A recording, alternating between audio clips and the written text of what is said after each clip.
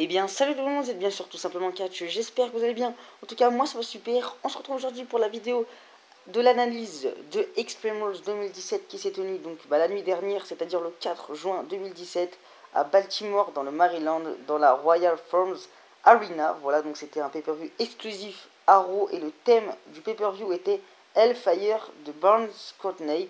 D'habitude, je dis pas les thèmes des pay-per-view, mais c'est vrai que celui-là était plutôt pas mal.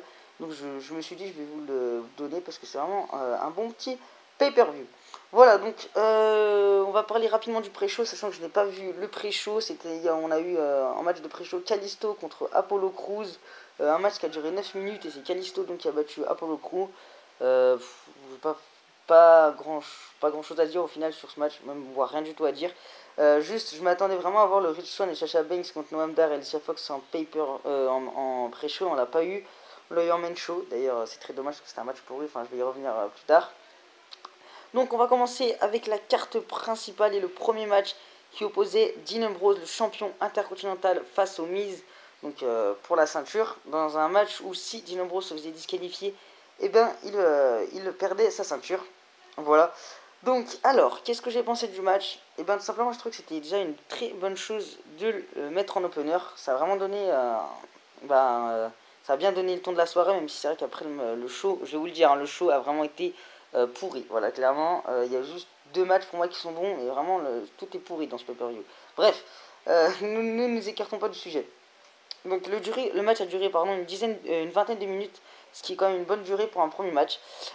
Sinon après dans le combat en lui-même, eh bien ils ont beaucoup joué sur le fait que le Miz essayait de faire en sorte que Dean Ambrose se fasse disqualifier avec plusieurs manières, par exemple en lui tendant des chaises quand ils étaient à l'extérieur du ring, en essayant de... Enfin au bout d'un moment il a décroché le coin du ring pour essayer que Ambrose le projette dedans, sauf qu'Ambrose au dernier moment a eu la bonne idée de pas envoyer le Miz dans ce coin justement. Aussi un moment où Maryse est arrivé à foutre une claque au Miz, enfin pour faire en sorte que l'arbitre croit qu'en fait c'est Dean Ambrose qui dit à Maryse de mettre une claque au Miz, sauf que l'arbitre ne s'est pas fait duper.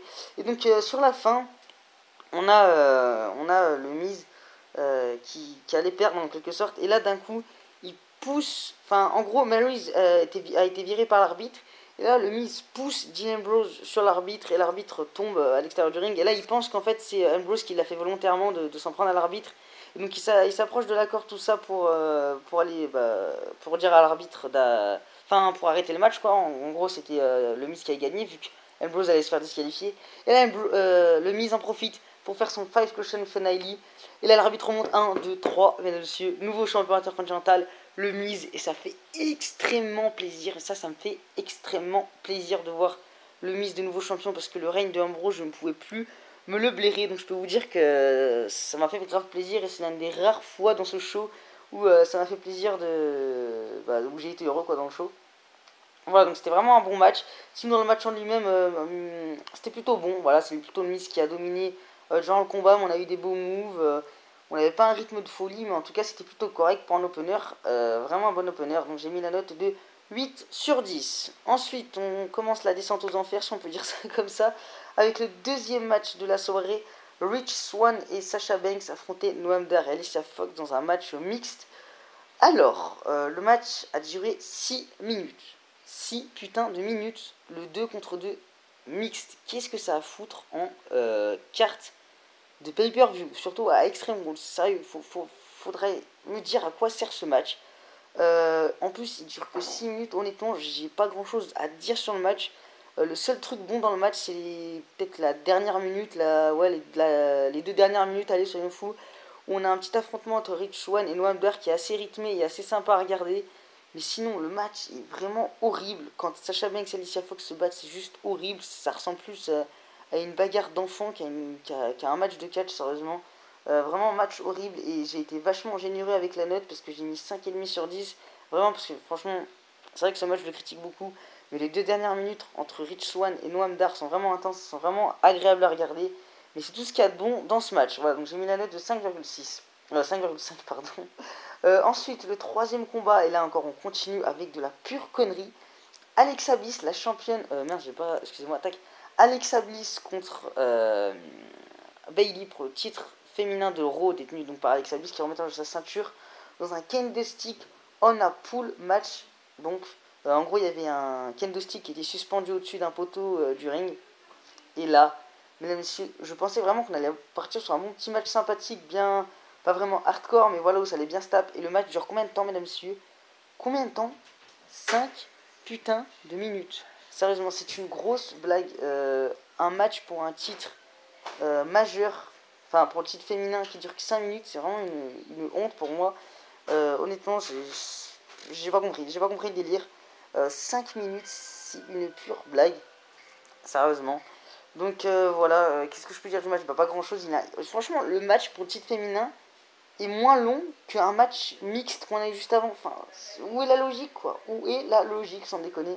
Bref, que dire du match? Bah, pas grand chose au final. Je ne sais même plus quelle des deux femmes a décroché le kendo stick, je crois que c'est Bailey. Donc ensuite, bah, Alexa Bliss l'a tabassé littéralement pendant 2-3 minutes avec le kendo stick. Puis on a fini avec un DDT, voilà, 1, 2, 3. Victoire de Alexa Bliss. Voilà. Que dire? Rien de plus, voilà, c'est une blague. J'ai mis la note de 4 sur 10 et j'ai été encore généreux. Voilà, donc ensuite, on enchaîne avec le prochain combat. Donc là, ça commence à aller un petit peu mieux, mais c'est toujours pas folichon. Donc c'était les champions par équipe de Raw qui remettaient en jeu leur ceinture, donc les Hardys contre Cesaro et Sheamus dans un steel cage match. Alors le match n'est pas dégueulasse, mais il y a une première partie du combat en fait qui est assez saoulante en fait. C'est le moment où en fait où les deux équipes, au final, elles défoncent l'autre équipe et elles essayent de monter, puis ensuite elles se font calmer tout de suite par l'autre équipe qui ensuite essaye de monter. Et cette partie du match est vraiment longue et assez répétitive et plutôt chiante au final. Mais après on a un moment qui, c'est à partir de ce moment-là où ça devient intéressant, c'est le moment où Jeff Hardy en fait parvient à quitter la cage, donc il ne reste plus que Matt Hardy, Cesaro et Sheamus. Donc Matt Hardy est tout seul face à l'équipe de Cesaro et Sheamus. Donc il parvient tout de même à résister un petit peu, à essayer de faire son maximum. Évidemment, il est en très grande difficulté après que Sheamus lui porte un white nose, si je ne me trompe pas, du haut de la troisième corde.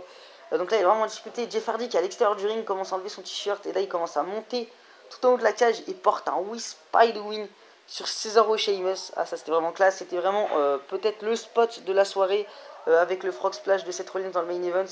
Mais vraiment un super spot. De toute façon, on s'y attendait tous un petit peu. Je pense un spot de Jeff Hardy durant ce match. Voilà, et donc au final donc c'est les deux hommes qui se retrouvent dans la cage, donc les quatre hommes sont de nouveau dans la cage. Donc c'est genre Sheamus, au bout d'un moment, commence à se barrer de leur côté et ils prennent le dessus en fait sur Jeff Hardy et Matt Hardy. Et puis ils tombent, voilà, les deux sortent en même temps de la cage et Matt Hardy et Jeff Hardy étaient passés par la porte et ça s'est joué à ça au final. Hein. Ils ont failli conserver leur ceinture, les Hardys. Mais non, nouveau champion, Cesaro Sheamus, donc nouveau champion par équipe, Cesaro Sheamus. Bon point, je trouve. Voilà, parce que Cesaro Sheamus, même si je préfère les Hardy Boys, sont une très bonne équipe. Ils ont bien relevé la division par équipe d'Euro depuis qu'ils sont là, Cesaro Sheamus. Donc voilà, donc, le match a duré 15 minutes. Et comme j'ai dit, franchement, le match n'était pas ouf. Vraiment, le truc à retenir, c'est le spot de Jeff Hardy. Sinon, il n'y a rien eu de dingue. Donc j'ai mis la note de 6 sur 10. Ensuite, l'avant-dernier combat de la soirée, c'était un match de soumission entre Neville, le champion de la division Cruiserweight, qui remettait en jeu sa ceinture, face à Austin Harris. Et là, donc déjà, très très bon point pour ce match. C'est qu'ils ont vraiment eu un temps d'antenne exceptionnel des Cruiserweight. Le match a duré 17 minutes, ce qui est quand même assez incroyable. Je crois que c'est la première fois qu'un match Cruiserweight dure aussi longtemps en pay-per-view. Donc c'est quand même assez bon pour être souligné, surtout qu'il n'y a pas beaucoup de points positifs dans ce pay-per-view. Donc quand il y en a, il faut mieux les souligner quand même. Donc 17 minutes pour ce match. Voilà. Après le match en lui-même, aussi un bon point, c'est que en fait les deux hommes, il n'y a pas vraiment eu un qui a dominé plus que l'autre. En fait, c'était vraiment plutôt égal. Parce que d'habitude, en général, on a plus le heel qui va dominer le face. Mais sinon, j'ai trouvé que là, c'était plutôt égal. Mais le gros problème du match, en fait, c'est le rythme. On n'a quasiment pas de rythme dans ce match. C'est mou, en fait. Ça s'enchaîne, mais c'est mou. Et c'est ça qui me dérange un peu dans le combat. C'est que c'est vraiment mou et que ça a du mal à s'enchaîner. C'est ça qui m'a un petit peu dérangé dans ce combat. Après, on a eu quand même pas mal de tentatives de soumission, plus que dans la normale, ce qui est normal puisqu'on est dans un match de soumission. Voilà, donc le match était plutôt sympathique. Je vais revenir donc sur la fin. Donc sur la fin, en fait, Neville porte son Red Arrow. Donc je crois qu'il le porte d'ailleurs pas souvent, son Red Arrow. Il porte son Red Arrow et enchaîne sur sa prise de soumission et voilà, donc remporte le match. Donc là j'étais assez surpris. Donc Austin Harris, après son 3e match face à Neville, n'arrive toujours pas à remporter le titre Cruiserweight. Grosse surprise, honnêtement je m'attendais à ce que Austin Harris remporte le combat, et bien non, au final c'est Neville qui l'emporte. Voilà, donc le match était correct. Voilà, vraiment ce qui m'a dérangé c'est le rythme, mais c'est vrai que c'est quand même assez sympa de voir qu'on a eu quand même un match de la division Cruiserweight qui a duré 17 minutes.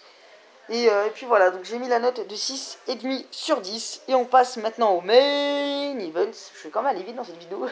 On ne doit pas être à beaucoup de temps de vidéo. Là, j'ai pas le temps sous mes yeux, mais je suis allé très vite pour parler de ce match, de ce pay-per-view, pardon. Donc c'était le Fatal 5-Way match qui allait désigner le prochain challenger au titre universel de Brock Lesnar. Donc les participants étaient Bray Wyatt, Samoa Joe, Finn Balor, Roman Reigns et Seth freaking Rollins. Donc le match a duré 29 minutes. Ce qui est une bonne durée pour un main event. Voilà. Donc la première partie du combat était quand même assez chiante. Franchement, les 15 premières minutes du match étaient vraiment un peu chiantes. J'étais vraiment en train de me dire putain, mais ils vont pas nous faire un match de merde quand même. Alors qu'on a quand même 5 participants du tonnerre de Dieu. Vraiment, je croyais vraiment qu'ils allaient réussir à faire un match de merde, sérieusement. Donc parce que pourquoi c'était chiant?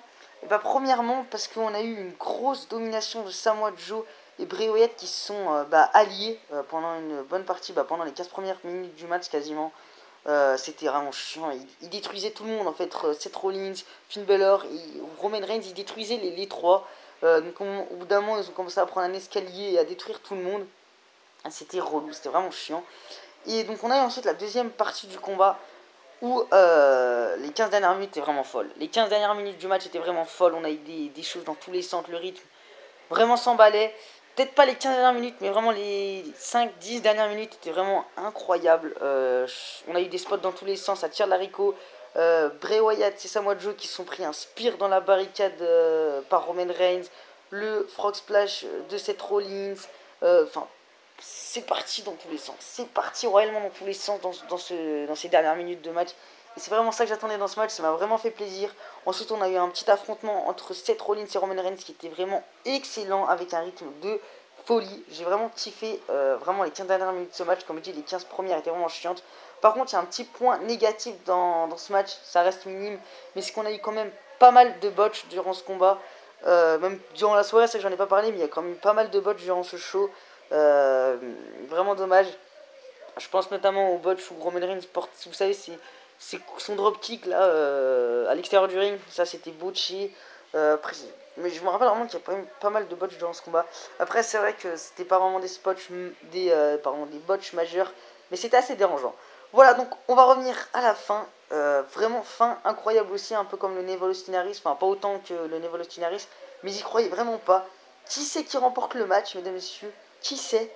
C'est Samoa Joe. Samoa Joe remporte Fatal 5-Way et affrontera donc Brock Lesnar, je pense, à Great Balls of Fire. Incroyable, vraiment incroyable. Je n'y croyais vraiment pas cette victoire de Samoa Joe. Je pensais vraiment que Finn Balor allait en terminer, puisqu'il arrive, il porte un Sling Blade à Roman Reigns. Ensuite, il enchaîne avec son dropkick. Donc Roman Reigns est donc allongé dans le coin, et là il porte son coup de gras. Et là, il compte 1, 2, et qui c'est qui arrive? Samoa Joe qui arrive, qui le chope pour sa prise du sommeil. Et là, Finn Balor s'endort parce que tous les autres étaient KO. Bray Wyatt, Seth Rollins, Roman Reigns qui venait de se prendre son coup de gras. Il restait vraiment plus que Samoa Joe qui était en forme. Et donc là, il en profite pour porter sa prise de finition, c'est-à-dire la prise du sommeil. Et là, il endort Finn Balor. Et donc, victoire de Samoa Joe. Très étonnant cette victoire de Samoa Joe. Mais c'est vraiment plaisir parce que vraiment, un Samoa Joe contre Brock Lesnar, vraiment c'est crédible pour moi. Parce que c'est vrai qu'un Finn Balor contre Brock Lesnar, pour moi, ça n'a pas été vraiment crédible. Mais vraiment très bonne chose ce match qu'on va avoir Samoa Joe contre Brock Lesnar. Voilà. Donc pour revenir sur le match, c'était vraiment un bon match. J'ai mis la note de 9 sur 10. J'ai enlevé un demi-point pour les 15 premières minutes et pour les quelques petits botches. Mais voilà, c'est vrai que c'était vraiment un bon match. Voilà. Donc pour conclure, écoutez, c'était un pay-per-view vraiment moyen, comme vous pouvez voir la note 6,6 sur 10. C'est très moyen, je crois que ça fait longtemps que j'ai pas mis une note aussi basse pour un pay-per-view. Backlash était au-dessus, Payback était au-dessus, WrestleMania était au-dessus. Je crois que même Fastlane Et Elimination Chamber était... Non, Elimination Chamber était en dessous, j'avais mis... Je me rappelle, ça faisait 6,4. Mais c'est vraiment un pay-per-view catastrophique. Enfin, pas vraiment catastrophique, parce qu'on a quand même... Au final, on a eu vraiment que de bons matchs, l'opener et le main event. Mais vraiment, je crois que le match qui m'a vraiment le plus déçu, c'est vraiment le match pour le titre féminin de Raw. Il était vraiment horrible. Enfin bref, vous n'hésitez pas à me dire en commentaire votre avis sur le show. N'hésitez pas à liker, partager, à commenter, enfin bref, tout ce que vous voulez. Moi, je vous dis à la prochaine, les gens. Peace!